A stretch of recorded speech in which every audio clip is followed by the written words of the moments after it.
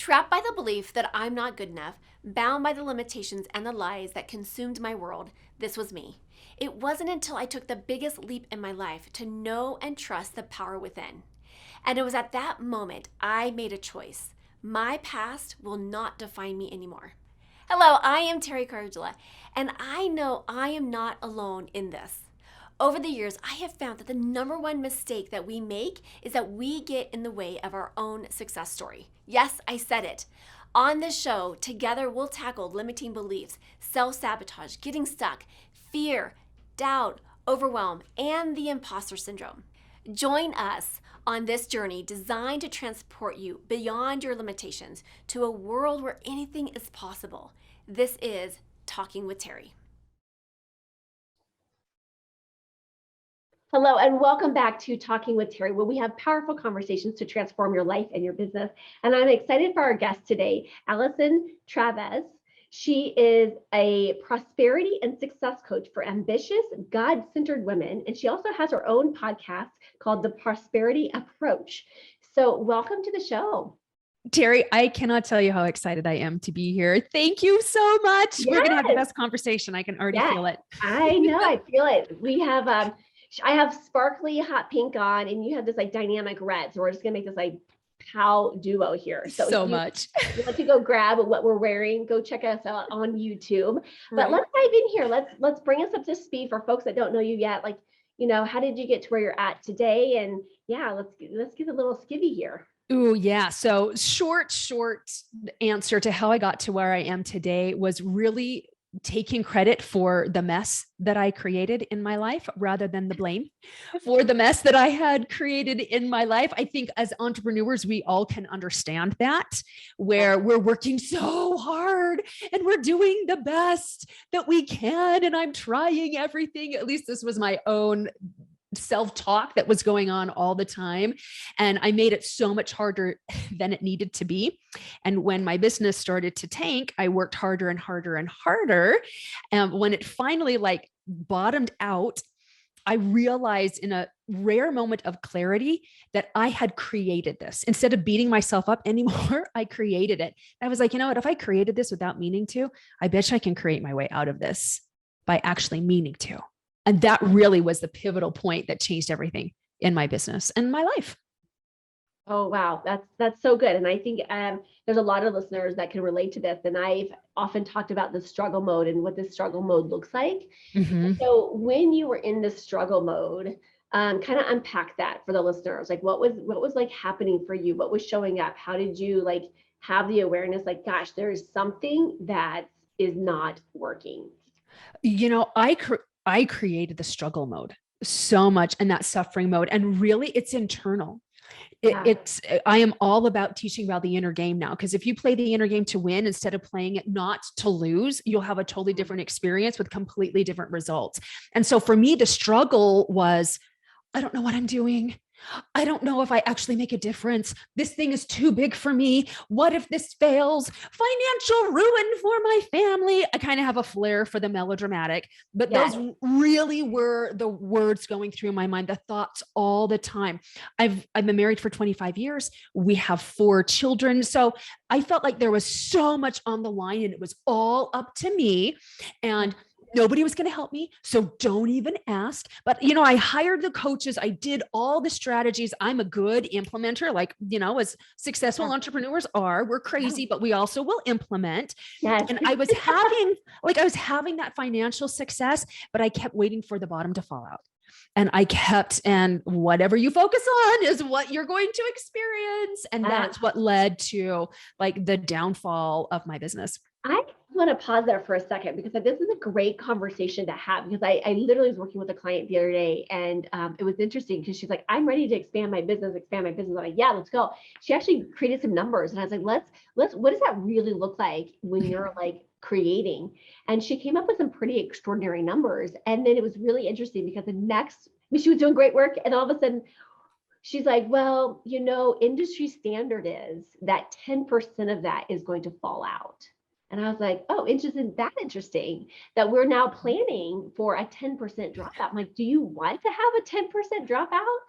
Because I think this is so important because I own a large counseling company and it was it was really interesting. Like when I started into my practice and growing the practice, everyone told me that they're like, in the summer times, your business will take a fall, like it will dip.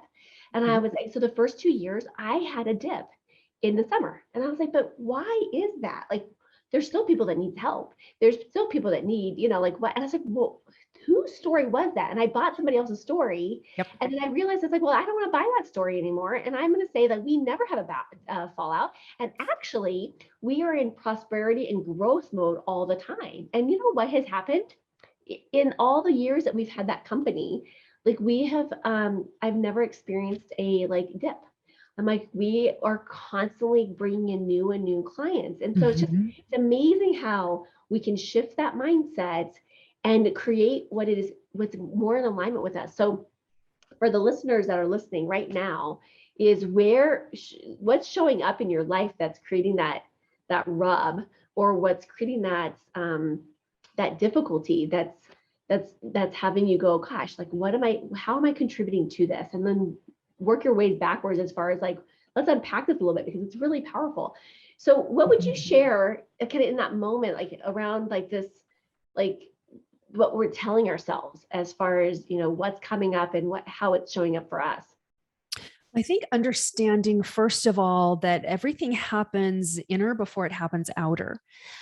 We create things spiritually, or we create things mentally first before we create them physically. So whatever energy that you're in, whatever belief system that you're running, you're going to get results that mirror that feeling and mirror that belief system. I mean, Teri, I was signing $20,000 clients and feeling like I sucked at sales, because that was what I kept telling myself. So every time I signed them, I either thought it was a fluke, or I had to keep myself from asking them, why are you signing with me? Like it was really, really weird. But I think the biggest pivotal moment for me was understanding that beliefs are just decisions.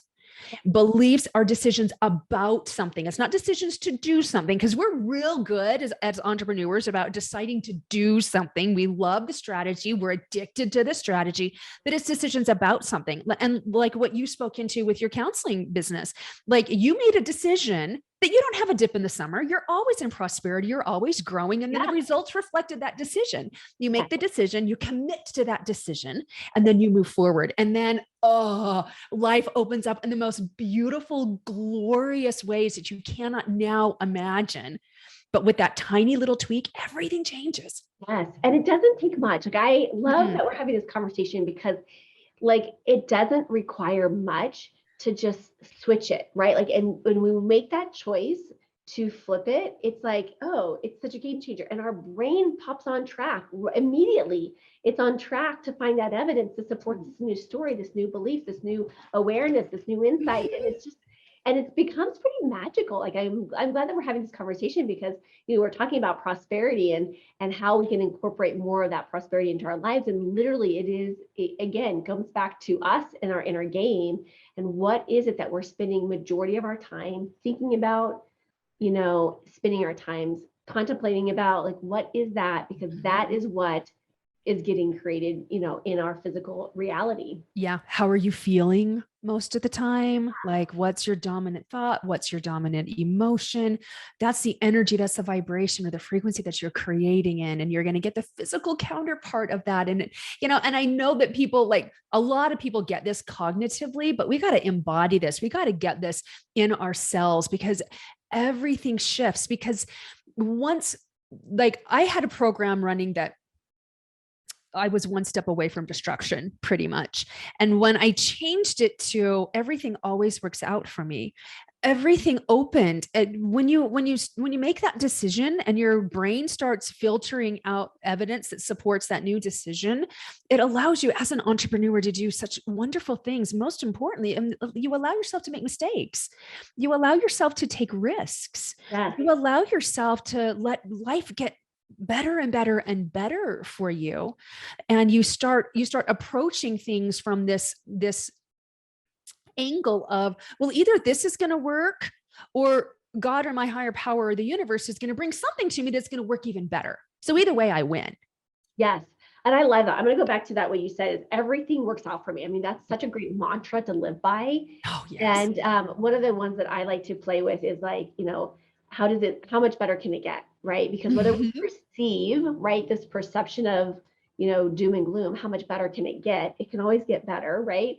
Or if we're in the perception that it's really great, how much better can it get? Because it can always get better. Right. And so, Yes.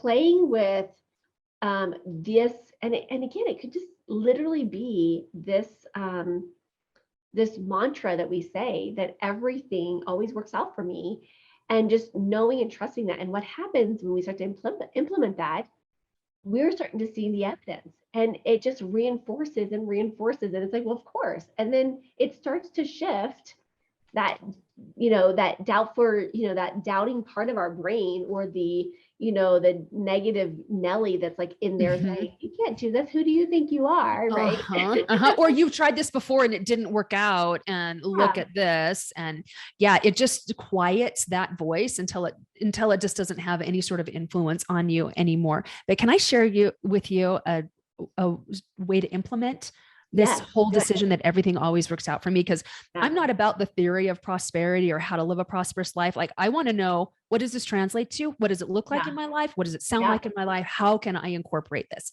And so for me, and I think I can speak pretty confidently for most entrepreneurs, we take our work way too seriously. And we're like, we got to change the world. And so we get really bogged down with that burden and pressure we put on ourselves. When I was at rock bottom, we were $1,500 behind in our bills every month. We were 150 grand in debt. 90 of it was in credit card debt, all in the name of my dream and all in the name of my business. And so I had to start running Everything Always Works Out for me. And so what I did was, whenever, like, any environment I was in, I would look at things that were supporting me in that moment.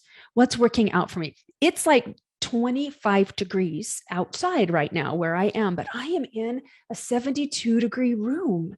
So, and I'm comfortable. That's working for me. Everything always works out for me. I have a clear internet connection right now. That's working for me. So I would get that simple and that, dare I say, silly, but really basic and foundational about things that are working out for me. I have a cough right now, and I've got this awful cough drop in my mouth, but it's keeping me from coughing. So that's working out for me. I've got a chair that's supporting me. Like, so it's just those kinds of things. And I started to play a game with it. Like, what really small, dumb things can I find that are working for me, that are evidence that everything is always working out for me? And it popped me out of that do or die mentality. It popped me out of the self-inflicted pressure, and it helped me to start playing and experimenting and growing and expanding in really normal, natural kind of baby step ways that very quickly led to quantum leaps. And you bring a great point, because the more that we start to play, I think that the more that we can invite play into our lives, it brings in joy. And the more that we are in a place of joy, the more that it's vibrating at a higher level, and it's starting to like now gain that momentum of shifting the energies that we're attracting more that brings us joy. Like, it's simply that that domino effect that happens, and it's so yummy and juicy, and it's powerful to start seeing people start taking little tiny steps. And then it's like you said, like, it starts off kind of slow in the beginning, and then it starts to create momentum, and it's like boom, boom. And it's like these quantum, like you said, quantum leaps of like, whoa, like, what's happening? What's shifting? What is like, oh my goodness, like, how much better can it get? Like, this is. And Teri, I don't know if you've ever been through this before, but so my question is, how good am I willing to let life get? And life gets really good, and it can kind of feel scary. To let it get better. Like, oh my word, do I deserve this? Like, we went from bankruptcy to $232,000 in 6 months, just from starting to run the belief that everything always works out for me. And I started following nudges and playing more. And then we went to like 500,000 then next year. And we're increasing exponentially year after year. And it's not because I'm working harder, because I'm not. It's because I'm playing more. And that's actually, I work with women, and play and pleasure are power tools for women. And that actually helps us to create. It helps us work more effectively collectively, it helps us to focus more. But we beat ourselves up with guilt all the time when we need downtime, when we're wanting to play. We're like, I don't have time for that. I've got to get the work done. And it's just, it's so heavy for us because we're designed to Yeah. play. You know what? I agree with you. And I think that's kind of an oxymoron that we have playing out here. It's like, we got to work, work, work. And then we're like exhausted. And then people are like, oh my gosh, I'm depleted and I don't want to play. I don't want to do anything else. I just want to go to bed, or I just want to just veg out on something like television, right? Yeah. I was working with someone the other day and she was like, that's my escape. Like, I am addicted to escapism because at the end of the day, and I'm like, how do you invite? And I'm very similar to you. Like, we must have been soul sisters from another mother. Because I am pretty goofy in general, and like pretty silly. And I used to hide that side away from me because I'm like, oh, I gotta be a professional. I gotta be serious. Right. Like, take me. But you know what? Like, I realized that wasn't working for me. And so like I joke and play like that's my baseline, right? And so some people will be like, when they start to learn, like, get around me, they're like, wait, are you being serious? I'm like, no, I'm like, most of the stuff that comes out of my mouth is just like, we're playing, we're having fun, we're making a good time here. But I think that's so I want to sit with this for a moment, because I think if we can invite more play into our lives, make that the priority, the other stuff will come. The other opportunities, the other, like when we stay in that place. So let's let for the listeners, what would it be like if you added the play at the first part of the day? Like, what would it be like to add that? Or like, if you have a silly quirk, or if you like to wear funky socks, or if you like to, joke and play or dance in a silly way, like, what if we played that, more in the, got ourselves in that place and space to start our day, versus like waiting for it to be like the carrot of the day, I'll tell you what, Teri, Yeah. It literally is, because that's the way you start your day. And we're not talking about like 3 hours of play in the morning. You don't start work until noon. But you can, I've done this in a 3-minute dance. Yeah. I've done this in, like 10 minutes of play or laughing, or like whatever that is that feels light to me. We're actually talking about feminine energy, and we're getting into that feminine creative energy, which is fueled by play and fueled by pleasure. And then you take that essence into your work. It's how you get so much more done in less time. It feels light. Now you're open to creative downloads that you're not feeling like you have to rip out of your soul any longer. I mean, it changes all of it. Yes. Instead of like at the end of the day when you're like, well, here's the carrot, but I'm so dang tired. All I want to do now is numb. Yeah. And because I'm overwhelmed and I'm burned out and I'm exhausted, and just that tiny little tweak, it changed absolutely everything for me. Yes. And yesterday it was funny because like my day got kind of thrown off track because long story, but like the school system, they kind of had like a little bit of a walkout, and they're like, oh, no school. But we had also snow. So they're like, kind of like, anyways, it was like 2-day snow day kind of thing. And so I was like, okay, I wasn't expecting this. And, I just made a couple changes, and it was funny because like my day got broken up with my daughter and a couple of her friends that we were watching as well. And we were driving around, and my daughter was like wanting to listen to the music loud, and she's always saying like, Mom, I'm embarrassing her. Well, yesterday I kind of flipped it. I was like, oh my gosh, you're so embarrassing. Like, I hope no one sees me. Like, and then like all of a sudden I could start waving at people randomly, and like I am like, we were like embarrassing each other. Like, it was so fantastic, but it was such high energy, and it was just playful and fun and goofy, and it is just like, how do you incorporate and take opportunities, especially for moms that have kids? Because I think sometimes we get into serious mode because we're like, oh my gosh, like I got to manage this and this and this and this and this, and just invite you to play. Kids are such great teachers for this. And what if you got on the level? And yes, we may, and I still to this day, my husband probably thinks I'm a little immature when it comes to like things, and I'm like, I'm okay with that. You're like, you get to think what you want, and I get to do what I. No, take your judgments over there. There's no judge. We have a no judgment zone. Yep. Massive awareness, zero judgment. Yep. I know, and it's funny because like we'll say, "Oh, Mom, no judgment." I'm like, there's no judgment coming from this end. Like I'm playing with you, So, but I think this is a really important message to get across. Is like, how do we incorporate more of who we are being into the work that we are doing so that we can Yes. have a bigger impact. And I think it starts with play, like that the vibration of play, the vibration of joy, the vibration of gratitude will serve us all day long, and we'll end our day being on a high vibe and being able to give to their families and to give to, the evening in a way more powerful way than, being bogged down by stress. Oh, for sure, for sure. And here's the thing, like, especially as entrepreneurs, we're so good at the doing, and it's the being where we get tripped up a little bit, actually a lot at first. We get tripped up on the being, but it really is, it's just, how do I want to feel in this moment? How do I want to show up in this moment? We're really good at pivoting, and that's the masculine form of flow.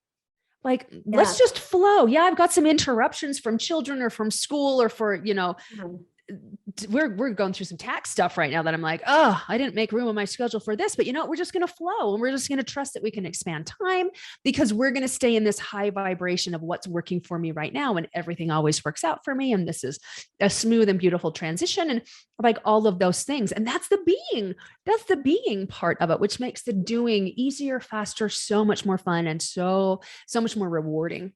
Yes. Oh, this is beautiful. I love this. I could spend all day talking to you. We're kind of like on the same vibe. I love it. So, okay, okay. Before we wrap up here, what's another like tip, tool, nugget, strategy that we can leave the listeners with today? I really think intention is the biggest thing. And intention is one of those like esoteric, like what are you even talking about? How do I implement this? How do I implement this intention? As entrepreneurs, we want to have that. We want to see those results. I think even as people, we just want to see results really quickly. We live in this fast food environment.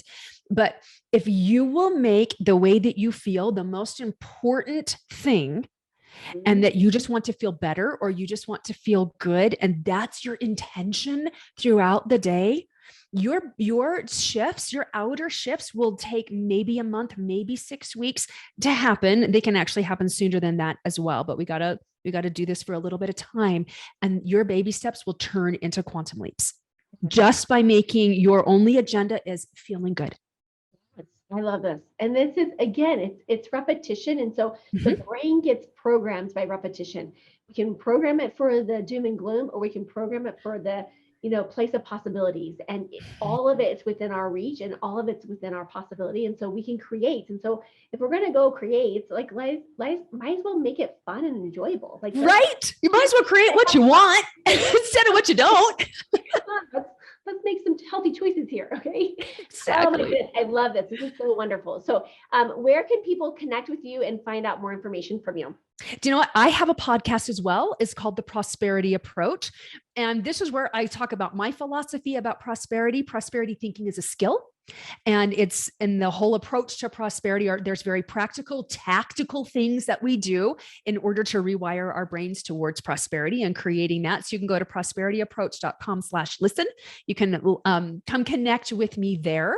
And you can also, gosh, I would love to give people a free prosperity guide. Are you okay with that, Teri? Yeah. You can just, share that, and we'll put it in the We'll put it in the prosperity notes. We'll put it in the notes. Totally is the prosperity notes. I love it. So these are 52 different techniques or exercises that I use to open myself up to prosperity. So you can go to prosperityapproach.com/52 ways. You can do one thing a week for the next year. You can mix and match it. But these are literally the things that I did to create massive amounts of prosperity in my life, financially, in my relationships, in my health and fitness, in my level of spirituality. So they're easy, they're fast, they're fun. We got to play more, right, Teri? Right. That's right. I love it. So grab that from the show notes. Thank you so much for being here. We need more light workers. We need more people like us that are in the world and helping shift the vibrations, because we are in a massive transition right now in our world, and we get to step up and step into our authentic. Good night. I cannot speak today. Being, and truly embrace all the gifts that we are bringing to the world, and it starts with us. It starts with every single one of us. So thank you so much, Allyson, for bringing your gifts and letting them shine in the world. Thank you. I am so grateful that you joined me for this episode. If you've enjoyed this, then there's just one thing that I would like you to do. Click to subscribe and leave me a rating and review. As my way to thank you, let's connect for a free consultation. Just reach out to me at talkingwithteri, that's TERI.com, to book your time.